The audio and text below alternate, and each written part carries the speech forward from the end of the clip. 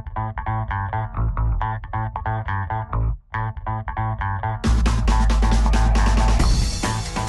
to Adobe Photoshop TV from the National Association of Photoshop Professionals. And here's your hosts, the Photoshop guys, Scott Kelby, Dave Cross, and Matt Klaskowski. Well, welcome everyone to yet another absent-minded episode of Photoshop TV, brought to you by the National Association of Photoshop Professionals, the fine people who bring you, among other things, this lovely magazine, Photoshop User Magazine. This week's show is brought to you in part by Digital Lifestyle Outfitters. Go to DLO.com where you can buy a home dock to watch Photoshop TV on your TV. Yes, and also brought to you by CDW. If you need just about anything for your computer, you can find it at CDW.com. And finally, not finally, but by Adobe Systems, makers of Photoshop and all the other cool software that we love to use. Yes, and also a brand new sponsor, LC Technologies. If you ever have problems with one of your digital storage devices, you need to recover the data that's on there, they have great software to do that. So welcome to LC Technologies. Well, welcome everyone again. I'm Dave Cross, and that's Matt. We're both here. We are. Welcome but as you can see, Scott is not, but I do have a note from Scott's doctor. Dear Dave and Matt, please excuse Scott. No, I don't really have a note. We're not sure why he's not here. He's busily working in some important thing that Scott does, so he's left it up to us to run with the show. Actually, we forget because it's an absent-minded show. It's an absent-minded show, so he probably told us why he's not here, but we have no idea. So. Well, that said, before we get into tutorial, really quick, Photoshop World, you know you want to go. If you don't want to go, go anyway. But Photoshop World, the early bird registration is coming up. It's March 2nd, or it ends on March 2nd. So if you register after then, it's going to cost you $100 more. So if you want to go to Photoshop World, at least get in before March 2nd. Save some money. That said... Well, actually, no, one other thing is I think worth reminding people about Photoshop World is the fact that if you're not a NAP member, when you go to Photoshop World, you become a NAP member. Yep. It's part of the deal when you sign up as a non-member is you get your membership. So there you go. Two things in one. And we got some cool stuff for this show. I think we have some guest speakers and tutorials, which we're not going to tell you about yet, but you'll have to wait to find out. Because we forget. I know, we forgot. But before that... Jim is going to do a tutorial for us. This is bad stuff. I have, in fact, a tutorial, which I'm going to name right now, Dave Show Tip. And I'm using CS3, I should say, but that doesn't really matter because the main technique I want to show you is the same whether you're using CS3, the brand new beta, or CS2. Now, this first part is only in CS3, and it's a pretty cool idea. I changed my preference in Photoshop. So when I go to open a JPEG, look down at the bottom here, it's allowing me to actually open the JPEG in Camera Raw, which is very cool because even though it's a JPEG, when it opens up in the giant size Camera Raw dialog, which there's no way I can show you the whole thing, but I'll show you parts of it, you can see my image is looking pretty good. And part of the reason I did this is one of the things we love in the new Camera Raw is this wonderful thing called vibrance. And you cannot do that anywhere else in Photoshop. So even though this is a JPEG and I want to make this image a little more saturated, and a little more vibrant, and even maybe warm it up just a little bit, something like this. Again, even though it was a JPEG, very simple way to adjust it in Photoshop. So that wasn't the technique. That was just sort of an aside. But I wanted to show you that because it's very cool. You're such a nice guy, Dave. Well, I try. Okay, so here's my image. And what I want to do is actually select this guy off of the white background. Now you would think that would be fairly easy because it's on a white background, but the problem is some of the standard techniques to do that, for example, using the magic wand is something you might try because it is on a white background, but the problem is, I'll just do it real quick here, select all the white areas. I need the opposite selected, so I'm going to do inverse the selection. That'd be Command-Shift-I or Control-Shift-I on the PC, and then I'm going to press Command or Control-J to put it on its own layer. Now let me go in here and make my thumbnails a little bigger. Now obviously you can't see the difference at this point, so one of the things that I'm going to do is add a new layer below. To do that, I hold down the Command key on the Mac or Control for Windows. That just puts the layer below. And I'm going to deliberately choose some bizarre color just so you can really see the contrast and fill that layer. Now take a look over here. You can see that even though I tried to use the magic wand, I had a problem where there's all kinds of white still showing. So obviously that didn't work quite so well. So let's hide those two layers for a moment and look at an alternate way to do it, and that's using the Channels palette. Now what I'm going to do is once again make my thumbnails a little bigger and just take a look at each one in turn. And what I really want to find is which of these gives me the best start towards black silhouette of the fellow we're trying to select and white in the background. As I look through them, you can see the green's pretty good, but it looks to me like the blue is the one I want. So this next step is very important. I'm going to take that blue channel and duplicate it because I want to work on a copy. If you didn't do that, you'd be basically wrecking your photograph.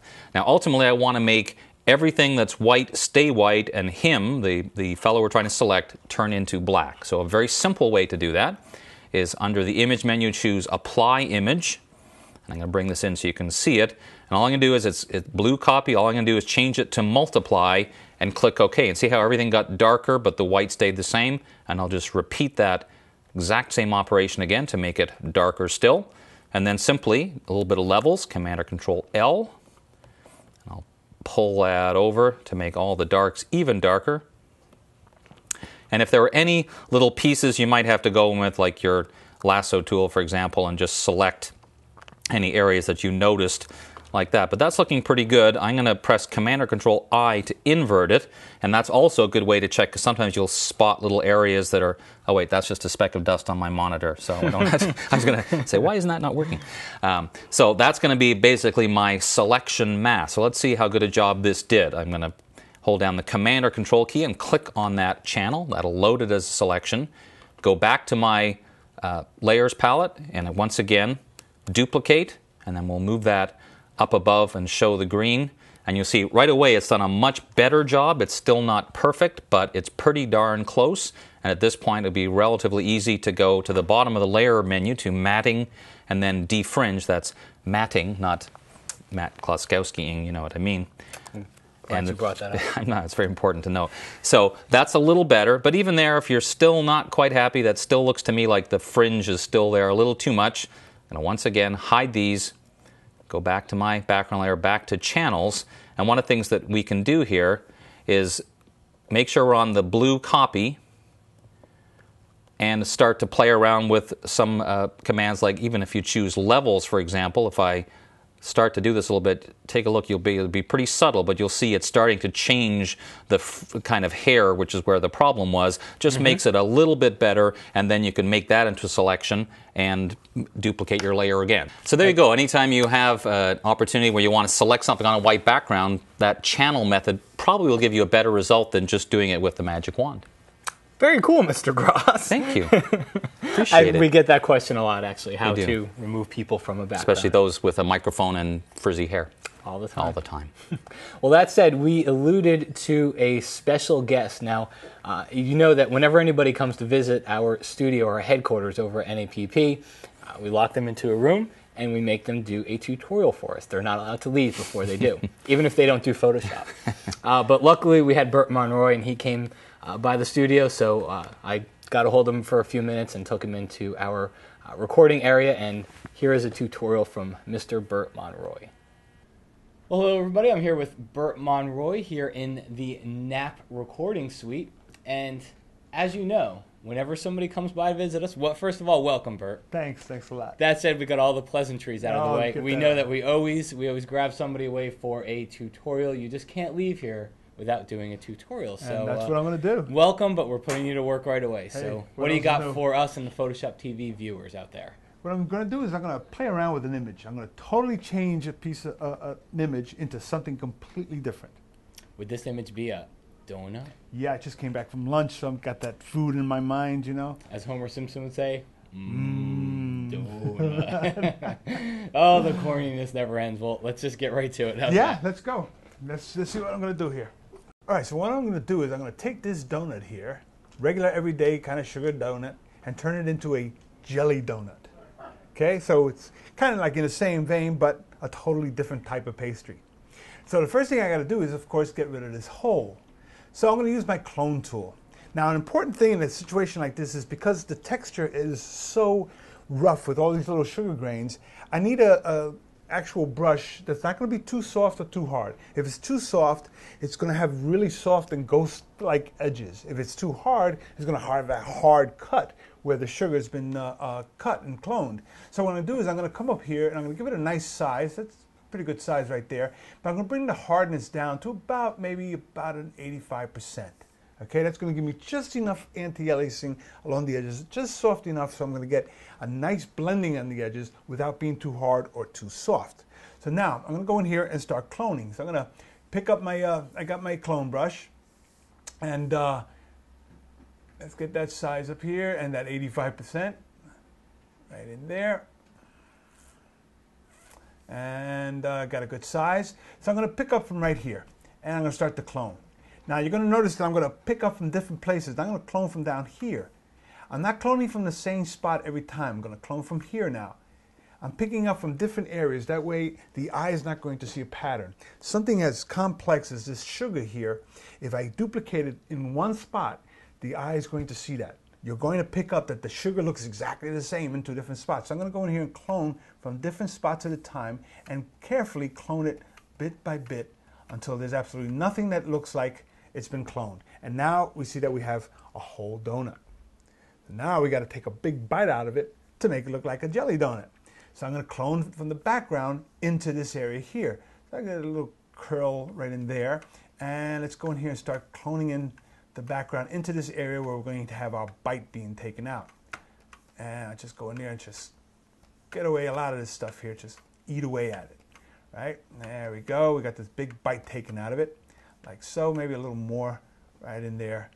And we got this nice round brush, so I can almost get like teeth marks happening in there, just like that.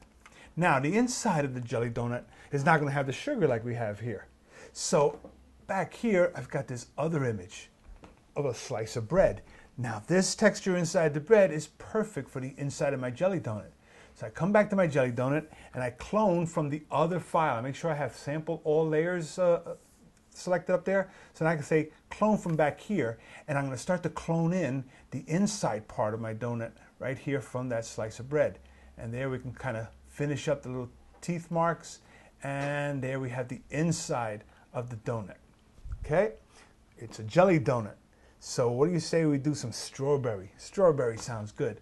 So I'm going to get a nice red color here, a nice bright red color, and I'm going to create a new layer. I'm going to put the jelly in a layer. And with my paintbrush, which I set up to a nice size before, let's actually make it a little smaller. And I'll use my open and close bracket keys to make it a little smaller. Right in there like that, a little bit larger. And I'm going to go in here and start painting my nice little wad of jelly that's going to be dripping down just a little bit. And there we got this jelly inside our donut. Now right now it just looks like a big red blotch. We need to make it look wet and juicy, right? So I'm going to go in there and start adding some tones to it. Now I can give it a layer style, but I don't want it to be so even. I want to kind of give it a nice soft edge and such. So I'm going to go in here and pick a nice darker red, same red hue, but just a little darker. And I'm going to soften up my brush. I'm going to get a really soft edge brush like that. That looks good, and maybe just a little bit bigger. In fact, bring the hardness all the way down to 0. I'm going to lock the transparency for that layer and then just add a little shadow right along the top here, just like that. And then a little bit along the bottom. See? Make a nice little soft edge right through there. So I just start getting a little more dimension to my jelly right in there like that. And see, so layer style would have made this very even. Whereas this way I can go in there and just make it darker in some spots and lighter in others. So it doesn't look even. We don't want it to be even. The inside of that donut isn't even. So now we need to add some highlights. So again, I'm going to pick a lighter version. Let's go all the way over to this almost white here.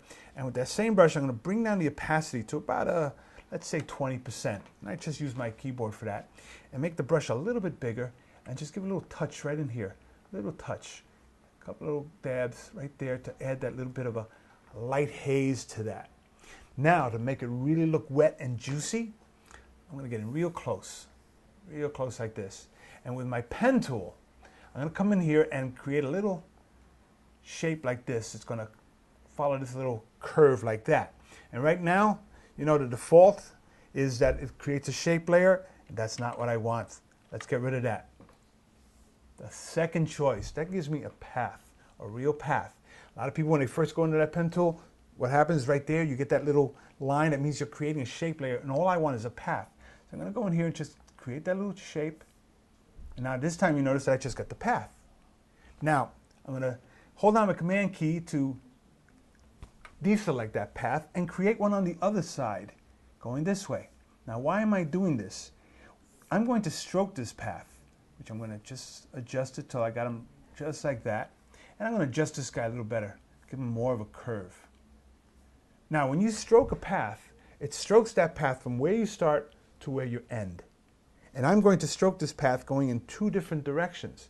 So I created basically what's going to look like one little stripe of light, a little light reflection in there that's going to curve like this, and they're going to start from the middle and work their way out. So that's why I did 2 separate paths going in 2 different directions. So now I've got the white here for my foreground color, and we go back to our paintbrush and we'll get a really small size, about even smaller than that. Let's go down to 7. That's a good size right there. And in my brush engine, I'm going to go in there, and in other dynamics, I'm going to set the opacity to a fade. Let's turn my flow jitter off. I'm going to set it to a fade. Right now it's set to 25, so let me go in here and test that. Bring on the opacity back up to 100%, right there, and we test to see what that's going to be like. That's a pretty good distance right there. Pretty good. So let's undo that. And I'm in that layer, and so I'm going to create another layer just in case it doesn't come out right. I want to have that ability to change my mind. And I get my path window. There it is. And there's my little work path that I just created. I'm in the tool, I'm in the brush, I'm in the color that I want. I get that path and say stroke it. And there we have this little highlight that when we pull back and I turn off my path and we go to full screen, we see that we have this nice wet jelly dripping out of our jelly donut.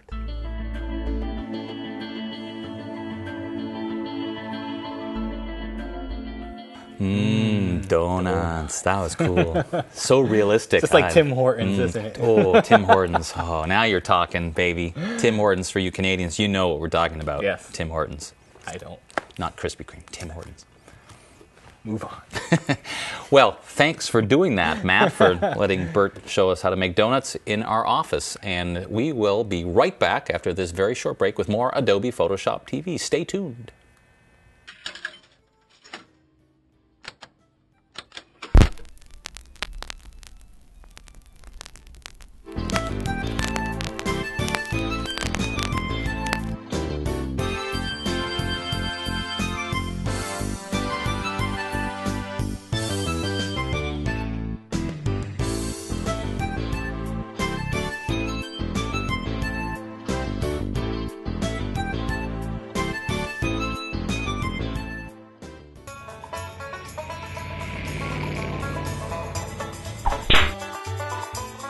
All right, here's what's happening coming up on the road with Photoshop. Ben Wilmore is going to be in San Antonio on February 26th and Atlanta on March 9th with his Photoshop for Photographers tour. I'm going to be in Oklahoma City on February 27th and Minneapolis on March 23rd with the CS2 Power Tour.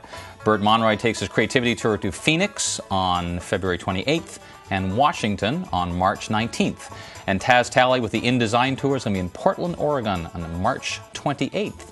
So that's it for Photoshop on the road.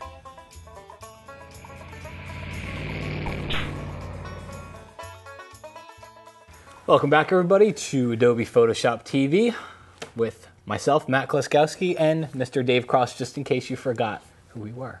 Because it is one of those kind of... It is. whatever, episodes. Absent-minded. That's the one. Matt, I'm thinking, even though I'm not sure, because I have no way of remembering this, but I'm thinking you might have a tutorial for us. I might. So one of the most popular ways to go in and do this was to go into the liquify tool. And I just never really liked that because you never got much of a preview, or you're always kind of guessing at what your photo is going to look like. So here's another way using a filter, and you get kind of a little preview slider. So the first thing that I want to do here is grab my lasso tool, and I'm going to zoom in just a little bit on her nose. And I'm going to grab my lasso tool, and I'm going to make a very rough selection around the nose area here. It doesn't have to be perfect, and you want to leave more area than you really need to work with. Then I'm going to go up to the select menu, And I'm using the CS3 beta right now. But if you go into the select menu, if you're using CS2, you'll have the feather option. If you're using CS3, you'll have the refine edge option. And this is actually kind of a better selection tool because now I can get a visual indicator here. But I'm going to feather my selection by about 20 pixels here. If you're using a higher res photo, you might want to go up to 30 for it. I'm just using a low res JPEG here. So 20 pixels works out well. And you can see what it does with this CS3 beta here. It actually shows me what my feather is going to look like. So it's actually a neat little trick. But once I click OK, my selection's feathered. It doesn't look a whole lot different. But here's where the tutorial comes in. I'm going to go under the filter menu. I'm going to go down to distort, and I'm going to use a filter called pinch. And the reason why I like this filter so much when it comes to fixing this is let's set it all the way over here to 0. All right, so this is absolutely no changes at all. If I were to drag it to the left, see the nose starts to get bigger. So if you want to play pranks on somebody, if you want to play, doesn't that look good, Dave? Nice. Yeah. So if you want to play a prank on somebody, drag it over to the left. If you really want to do some actual retouching here and just kind of reduce the size of the nose a little bit, you don't want to make it look fake, you just want to take it down a little bit, just start dragging it to the right here. And I find somewhere at about a 15 to a 20% setting for the amount setting works very well. And the way you can see how you started with and what you have now is just click on your preview area here. So if I click, that's before, and then that's after. So you can tell if you want to take it in. Do that again. Do that again a couple times. Before? There we go. Oh, sorry. gosh. It's like mild amusement if you're bored at work someday. Yes. The emails are going to start pouring in over this one. All right, so just take your setting down and you can reduce it right there. But the reason why I like this, I mentioned before, in the liquify filter, I don't get this visual preview. Here, I get a slider and I can just dial in the exact setting that I want here. So I actually see it as it's happening. So when you're done, just click OK and deselect. And now you've got a very cool way to get in here, and I'll show you the before and after, to get in here and just take down the size of the nose a little bit. So that's before and that's after. It makes a big difference in the final image, but it is a very subtle change as well. So. And I think the key to that was when you made the selection, that feathering just helps it blend in. If you don't feather it, then it's not going to work. It'll look pretty obvious. Excellent. Cool. Well, you know what? No. Oh, neither do I, because I've forgotten. I know what. What? So we have our news. So let's go run and join Miss Stephanie Cross over in the Action News Center. Stephanie? Photoshop Storm Team Action News with news anchor Stephanie Cross. Hi guys, it's Stephanie Cross here again with the news for you.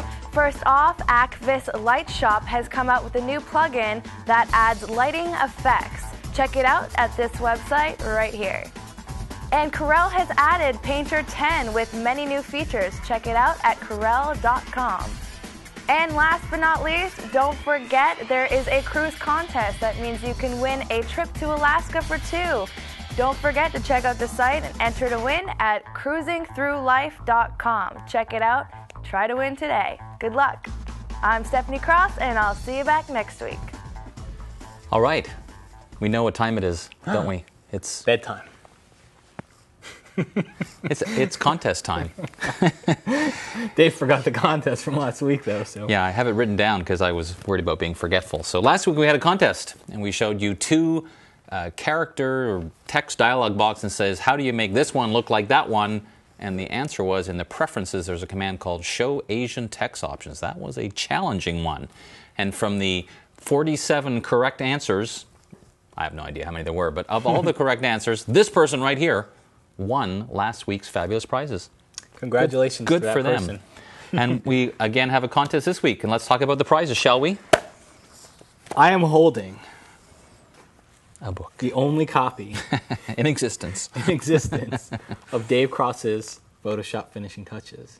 And you too could have this only copy of it if you answer and get chosen Yes. for this week's contest here. But yes, very cool book. Ways to finish it up in Photoshop. And also, you will get a subscription to Layers Magazine, the how-to magazine for all things Adobe. With odd enough, the feature article this month is Finishing Touches. How about that? And then we have Illustrator Finishing Touches newsletter. No. It's not called that. We have the Illustrator Techniques newsletter, so you get a 1-year subscription to Illustrator Techniques. Very cool stuff. So answer correctly. Answer whatever the this question is. correctly, if you will. Name 3 tools that have absolutely no options in the options bar. There's more than 3, but name 3. Go to PhotoshopTV.com, look for the place where you can enter the contest, and as always, enter once, and good luck to you. I hope you win this stuff. Now, as you know, we like to leave you with all kinds of stuff at the end of each show. It seems it keeps growing every few months. So by the end of this year, the end of the shows will take an hour in and of themselves. So the very first thing that I'm going to give you to do is go check out actioncentral.com, ATN Central, and a very cool website for just downloading Photoshop actions to help you work faster. Awesome. If you're a emerging photographer and trying to learn more about the whole world of exposure and things of that nature, go to mattbango.com, just like it sounds. He's got some really great articles of just simplifying the whole world of exposure and camera settings. So go check that out, if you will. I will. And finally, check out George Jardine. He's the pro photography evangelist for Adobe, and he's got his own podcast and blog. So we will put the link right down here. Go check it out. Some very cool stuff when it comes to photography. Right. And as Matt said, we used to just leave you there, but now we have one more for the road. I miss the days where we just closed the show up. Said, okay, bye. But now we have one more for the road. And like a show Matt in and of itself. is going to do that for All right. us. So my for the road tip is whenever you run a filter inside of Photoshop, as soon as you run that filter, if you go under the Edit menu, you have an option to fade the filter. And it's only there if you do it right after you run the filter. If you do something else, it's going to disappear. So as soon as you run the filter, go to Edit Fade. And a little bonus tip for it is it works for brushing. So healing, cloning, patch, anything, go under Edit, and whatever you just did, it'll say Fade X. It doesn't say X, but say I know X. what you mean. Question Good mark. tip. Thank you. Excellent tip. Well, guess what? That brings to the end of our forgetful, what was it called? Absent-minded. Absent-minded show. We thank you for watching, and we hope you'll struggle to come back next week and go through this excruciating pain again. Same time, same place. For Dave Cross, that's Matt Kloskowski. We shall see you next week on another episode of Adobe Photoshop TV. Thanks for watching. We'll see you next time. Bye.